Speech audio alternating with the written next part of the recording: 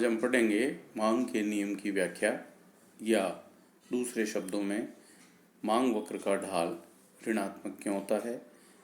मांग का नियम यह बताता है कि अन्य बातों के समान रहने पर जब किसी वस्तु की कीमत घट जाती है तो मांग मात्रा बढ़ जाती है, और जब कीमत बढ़ जाती है तो मांग मात्रा घट जाती है। अब ऐसा क्यों होता है, इसकी व्याख्या करने का जो है प्रयास किया गया है। आपके समक्ष एक मांग सारणी है। इसमें एक्स वस्तु की कीमत 5 रुपये से निरंतर घटती हुई 1 रुपये तक हो गई है, और आप देख रहे हैं कि एक्स वस्तु की जो मांग है वो हमने बढ़ती हुई दिखाई है। जब इन्हीं मांग और कीमत का निरूपण करते हैं ग्राफ पेपर पर, तो ये जो है एक मांग वक्र हमें प्राप्त होता है। जैसे 5 रुपये कीमत है तो मांग 100 इकाई है। मांग यदि कीमत घटकर 4 रुपये हो गई, मांग बढ़कर 200 इकाई हो गई है, और धीरे धीरे जो है कीमत घटती हुई जब 1 रुपया हो जाती है तो मांग बढ़कर जो है वो 100 इकाई हो जाती है। तो इस प्रकार जो है मांग वक्र हम देखते हैं कि ऋणात्मक ढाल का है। अब प्रश्न ये है कि ये ऐसा क्यों होता है। तो इसकी व्याख्या करने का जो प्रयास किया गया है उसका पहला कारण है सीमांत उपयोगिता ह्रास नियम। जैसा कि आपने 10+2 लेवल पर पढ़ा है, सीमांत उपयोगिता ह्रास नियम क्या होता है।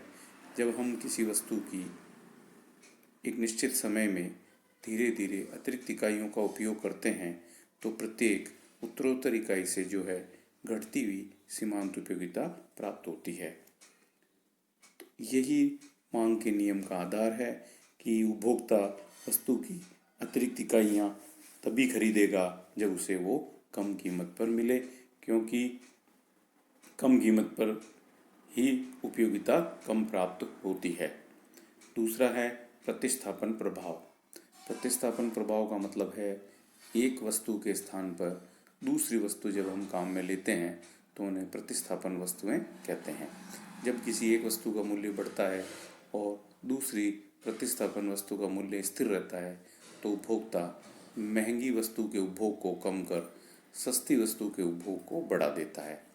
मूल्य बढ़ने पर पहली वस्तु की मांग कम होती है, और इसी प्रकार अगर वह वस्तु सस्ती हो जाती है तथा प्रतिस्थापन वस्तु का मूल्य नहीं बदलता है तो उपभोक्ता सस्ती वस्तु को दूसरी वस्तु के स्थान पर काम में प्रयोग करने लगता है और मांग बढ़ जाती है। इसे कहते हैं प्रतिस्थापन प्रभाव। यानी प्रतिस्थापन वस्तुओं के मामले में प्रतिस्थापन प्रभाव जो है मांग के नियम को लागू करने में महत्वपूर्ण भूमिका प्रदान करता है। तीसरा आता है आय प्रभाव, इनकम इफेक्ट। जैसा कि वस्तु का मूल्य परिवर्तन पर दोहरे प्रभाव को जन्म देता है, प्रतिस्थापन प्रभाव आय प्रभाव। आय प्रभाव का मतलब ये है कि जब किसी वस्तु के मूल्य में कमी होती है तो उपभोक्ता न केवल उस वस्तु की अधिक मात्रा क्रय कर सकेगा, और बल्कि वह उस बचत से दूसरी वस्तु का उपभोग भी बढ़ाने के साथ पहली वस्तु पर व्यय बढ़ाकर अधिक मात्रा खरीद सकता है। इसी तरह कीमत में कमी से वस्तु की अधिक इकाइयों की खरीद क्षमता को ही हम आय प्रभाव कहते हैं। अर्थात किसी वस्तु की कीमत घट जाती है तो उपभोक्ता पहले से अधिक वस्तु खरीदने की स्थिति में होता है, इसे आय प्रभाव कहते हैं। फॉर एग्जाम्पल, दूध की कीमत 4 रुपये प्रति किलो थी और एक्स की मासिक मांग 50 किलो है, तो उस पर वो जो है 200 रुपये व्यय कर रहा है। अगर भाव घटकर 2 रुपये प्रति किलो हो जाता है तो उसका यदि मांग पहले वाली रखी जाए तो व्यय 100 रुपये रह जाएगा। अब उसका 100 रुपये कीमत गिरने से जो आय बढ़ी है, अब वो अधिक दूध खरीदने पे खर्च कर सकता है, इससे दूध की मांग बढ़ेगी। इसके विपरीत अगर वस्तु का मूल्य बढ़ जाता है तो वह पूर्ववत इकाइयाँ खरीदने के लिए अधिक व्यय करना पड़ता है। अतः अपने सीमित साधनों के कारण अतिरिक्त आय प्रभाव के अभाव में वस्तु की मांग कम करता है। ये होता है आय प्रभाव। चौथा है घटते मूल्य नए क्रेताओं को आकर्षित करते हैं और उनकी मांग बढ़ाते हैं वस्तु की, जबकि बढ़ते मूल्य क्रेताओं को जो है कम करते हैं।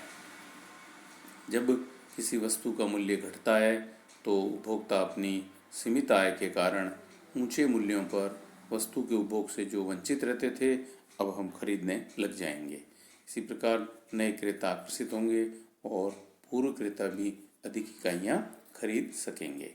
तो इस प्रकार जो है मांग का नियम लागू होने का ये भी एक कारण है। अब बात आती है, क्या मांग का नियम हमेशा लागू होता है या इसके भी कुछ अपवाद हैं। मांग के नियम के भी कुछ अपवाद होते हैं, अर्थात ऐसी स्थितियां भी व्यवहार में देखी गई हैं जब मांग रेखा बाएं से दाएं ऊपर की ओर जाती है या चढ़ती है। अर्थात ऐसी स्थिति आती है, कीमत घटने पर मांग घट सकती है और कीमत बढ़ने पर मांग बढ़ सकती है। तो ऐसी स्थितियां कौन कौन सी हो सकती हैं। पहला, भविष्य में वस्तु के मूल्य में और अधिक कमी या वृद्धि की आशंका। इस दशा में कहते हैं मांग का नियम लागू नहीं होता है। जब उपभोक्ता भविष्य में वस्तु के मूल्य में वृद्धि की आशंका करते हैं तो वे वर्तमान में ऊंचे मूल्य पर ही अधिक मात्रा खरीद कर स्टॉक करने लगते हैं। इससे अधिक मूल्यों पर भी मांग बढ़ जाती है। इसी प्रकार अगर उपभोक्ताओं को भविष्य में वस्तु के मूल्य और गिरने की अफवाह फैल जाए तो वो वर्तमान में गिरे हुए मूल्यों पर भी वस्तु की मांग न करके भविष्य में खरीदने की योजना बना सकता है। दुर्लभ, मूल्यवान एवं प्रतिष्ठा सूचक वस्तुओं की मांग। कुछ ऐसी वस्तुएं हैं जो दुर्लभ, मूल्यवान और प्रतिष्ठा मूलक हैं।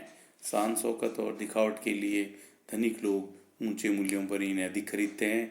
कम मूल्यों पर वो इन्हें खरीदना बंद कर देते हैं क्योंकि वह वस्तु प्रतिष्ठा मूलक नहीं रहकर सामान्य लोगों की वस्तु बन जाती है। एक है गिफिन का विरोधाभास।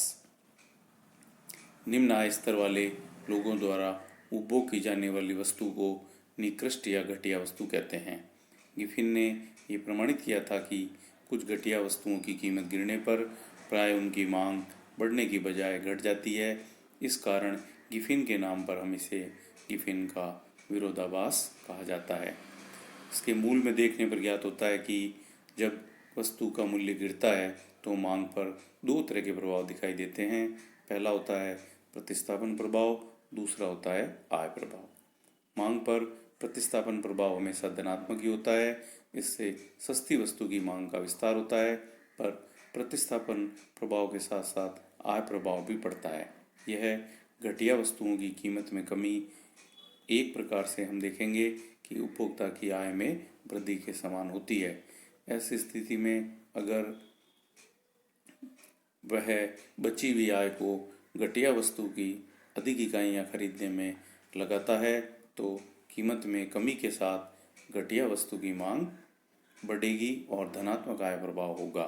पर अगर उपभोक्ता इस बची हुई आय को श्रेष्ठ वस्तु पर खर्च करने लग जाए तो ऊंचे मूल्यों पर भी श्रेष्ठ वस्तु की मांग अधिक होगी। इसे हम आय का ऋणात्मक प्रभाव भी कहते हैं। उदाहरण के लिए जो वनस्पति घी की कीमत कम हो जाने पर उपभोक्ता डालडा घी की पूर्ववत मात्रा क्रय करने में अपेक्षा कम व्यय करेगा और डालडा घी की कीमत में यह कमी उसकी आय में वृद्धि के समान है। अगर उस बची हुई आय को वो शुद्ध घी पर खर्च करने लगे तो ऊंचे मूल्यों पर भी शुद्ध घी की मांग बढ़ेगी। यही प्रवृत्ति गिफिन का विरोधाभास है।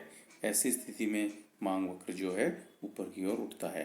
निकृष्ट वस्तुओं के संबंध में ऋणात्मक आय प्रभाव का जोर धनात्मक आय प्रभाव से अधिक होने के कारण कीमत में कमी होने पर भी उसकी मांग बढ़ने की बजाय घटती है। और नेक्स्ट है अज्ञानता और भ्रम की स्थिति। कभी कभी उपभोक्ता केवल अज्ञानता या निरा भ्रम में कम मूल्य वाली वस्तुओं को निकृष्ट, कम गुण वाली और निम्न महत्व की समझकर खरीदते नहीं हैं। ऊंचे मूल्य वाली वस्तुओं को श्रेष्ठ, अधिक उत्तम या अधिक उपयोगी समझकर खरीदते हैं। ऐसी दशा में कम मूल्य पर भी वस्तु की कम मात्रा और ऊंचे मूल्य पर वस्तु की अधिक मात्रा खरीदी जाती है।